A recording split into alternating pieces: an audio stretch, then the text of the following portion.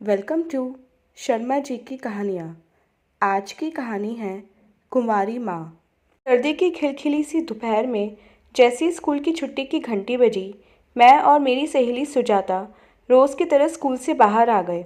School के gate के बाहर छोटे छोटे दुकानदारों ने अपनी अस्थायी दुकानें सड़क के किनारे, ठेले पर और साइकिल के पीछे लगे करियर पर बंधे लकड़ी के डिब्बों में सजा रखी थीं, जिनमें बच्चों को आकर्षित करने के लिए तरह तरह की टॉफ़ियाँ, चाट, सस्ती गेंदें व खिलौने के अलावा पेन कॉपी भी थी। साइकिल वाले से अपना पसंदीदा खट्टा मीठा चूरन लिया और सुजाता के साथ रेलवे लाइन की ओर बढ़ गई। सुजाता बार बार मेरी ओर बेचैनी से देख रही थी, लेकिन कुछ बोल नहीं रही थी।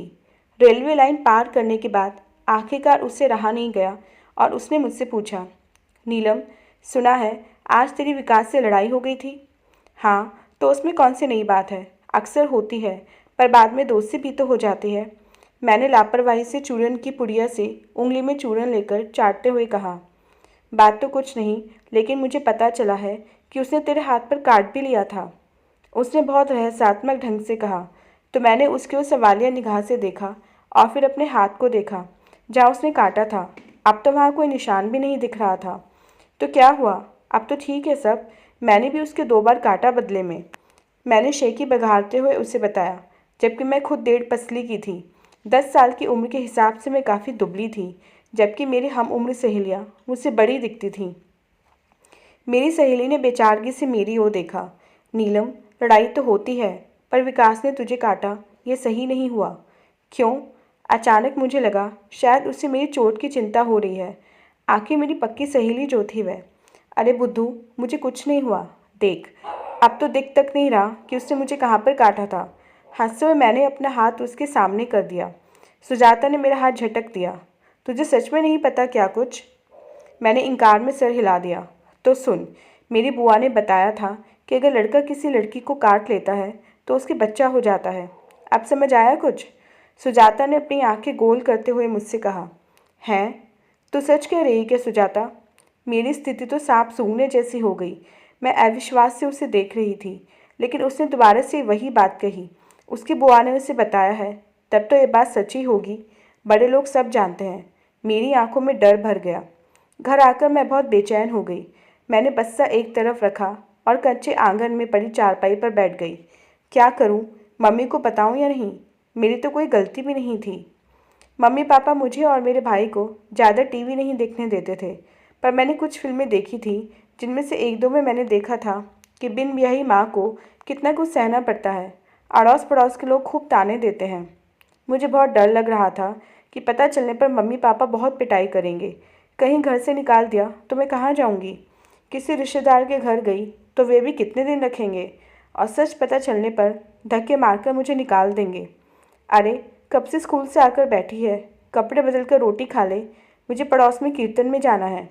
मम्मी की आवाज़ सुनकर मैं बेमन से उठी और हैंडपंप के पास भरी रखी बाल्टी से पानी लेकर हाथ पैर धोकर अंदर जाकर स्कूल ड्रेस बदल कर नीली फ्रॉक पहन ली। खाना खाकर मैं वापस चारपाई पर लेट गई। शाम को सुजाता खेलने के लिए बुलाने आई, लेकिन मुझे उदास देखकर वह मेरे पास बैठ गई। अब क्या होगा नीलम? मम्मी को बताया तूने? नहीं, हिम्मत ही नहीं हुई। इतनी देर से रुके मेरे आंसू गालों पर लुढ़कने लगे।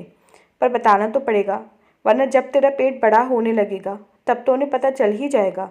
फिर सुजाता के कहने पर मैं और भी परेशान हो गई। रात में मैंने शीशे में खुद को ध्यान से देखा कि कहीं मेरा पेट निकलने तो नहीं लगा, लेकिन अभी तक तो सब ठीक था।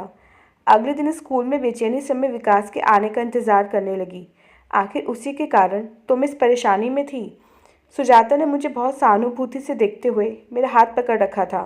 इस समय मुझे वह अपनी सबसे बड़ी शुभचिंतक लग रही थी। क्लास में विकास के आते ही उसने मेरा हाथ दबाया और आंखों ही आंखों में मुझे उससे बात करने का इशारा करती हुई अपनी क्लास में चली गई। मैं विकास से बात करने के लिए आगे बढ़ी, तभी उसका कोई दोस्त आ गया और उसके बाद टीचर आ गई। इंटरवल में विकास को मैंने इशारे से स्कूल के गार्डन में उस जगह बुलाया जहाँ थोड़ा सुनसान था। विकास के आते ही मैंने गुस्से में उसे एक झापड़ मारा और कहा, तुमने मेरी ज़िंदगी बर्बाद कर दी। मैं कहीं मुंह दिखाने लायक नहीं बची। इतना कहकर मैं रोने लगी। वह भी पलटकर मुझे थप्पड़ मारने वाला था, पर मुझे रोते देखकर वह रुक गया और चिल्लाकर बोला, क्या बकवास कर रही हो? मैंने उसे सारी बात बता दी। यह सुनकर वह भी सोच में पड़ गया। बोला, अरे यार, अभी तो मैं खुद बच्चा हूँ, कुछ कमाता भी नहीं हूँ। मेरे घर वाले भी मुझे बहुत मारेंगे अगर ये सब उनको पता चला। पर सच में अगर मुझे पता होता तो मैं तुझे नहीं काटता। उसे बहुत अफसोस हो रहा था। एक बात बता, तूने उस किट से टेस्ट किया क्या प्रेगनेंसी का? कैसी किट? और मैं इसे कहाँ से लाऊंगी? अरे यार, टीवी में कितना तो विज्ञापन आता है, तुमने देखा नहीं क्या? विकास झल्ला गया। बोला, किसी भी मेडिकल शॉप पर मिल जाएगी। हाँ, और जैसे मैं ले ही आऊँगी। सुनो विकास, तुम्हारे कारण मैं इस मुसीबत में पड़ी हूँ, अब तुम्हें ही यह सब करना होगा। ठीक है, मेरे दोस्त का भाई एक मेडिकल की दुकान पर काम करता है, मैं उनसे कह दूंगा लाने को। इसका मतलब यह है कि तुम अपने दोस्त को भी ये बताओगे? सबको पता चल जाएगा, कितनी बदनामी होगी। कहते हुए मैं फिर से रोने लगी। अरे यार, तूने रोना धोना मत कर, कुछ भी कह दूंगा। वैसे भी ऐसे समय में खुश रहना चाहिए। मेरे कुछ पूछने से पहले ही वह मुंह बनाकर बोला, ऐसा टीवी में और फिल्मों में कहते सुना है मैंने। सुनो ना, तुम अपने घर वालों से बात करो। देखी गई फिल्मों के आधार पर मुझे शादी ही एकमात्र उपाय लग रही थी।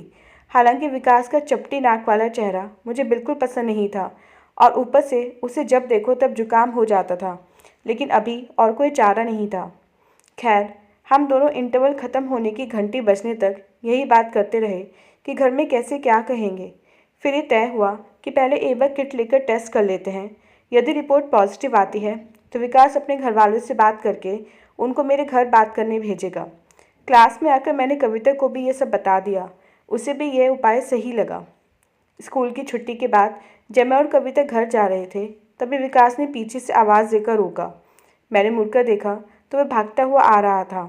सुनो, ये इमली लाया था मैं तुम्हारे लिए, टीवी में देखा है। कहते हुए वह जितना शर्मा रहा था उसे कहीं ज़्यादा मैं ज़मीन में गड़ी जा रही थी। कविता ने कोहनी मारकर कहा, देख कितना ध्यान रख रहा है तेरा, अबे तुझसे कभी नहीं लड़ेगा। घर आकर मैंने कागज़ में लिपटी इमली को खाने की कोशिश की, पर मेरी बिल्कुल भी इच्छा नहीं हुई। वैसे ही मुझे इमली की जगह चूरन ज़्यादा पसंद था, लेकिन टीवी में तो देखा है।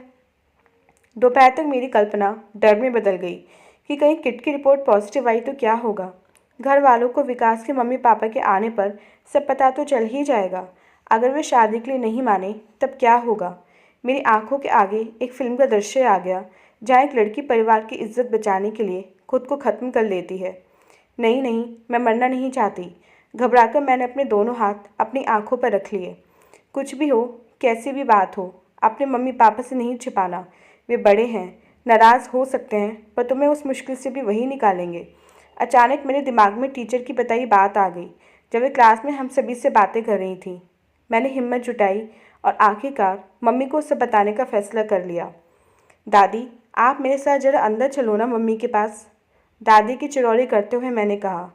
का हुई गवाह, कौनो बदमाशी की हो क्या? दादी के झुर्रीदार गाल उनकी मुस्कान से भर गए। आप चलो तो सही। मैं दादी की लाठी पकड़कर उनको ज़बरदस्ती अंदर कमरे में ले आई ताकि मम्मी की मार से दादी बचा सकें। मम्मी, मुझे कुछ कहना है, आप बैठ जाओ पहले। मेरे कहने पर मम्मी हाथ का काम छोड़कर कुर्सी पर बैठ गई। मुझे मैं दादी पहले सर झुका बैठ चुकी उनसे अपनी बात कहनी शुरू की। अटकते अटकते आंखों की झुकाकर महसूस कर रही थी। मुझे मेरी बात खत्म होने के पहले ही मम्मी और दादी आशा के विपरीत जोर जोर से हंसने लगी। तुझे किसने बताया कि काटने से बच्चा हो जाता है? होता है मम्मी, सुजाता की बुआ ने उसे बताया था। मैंने दादी मम्मी की बुद्धि पर तरस खाते हुए कहा।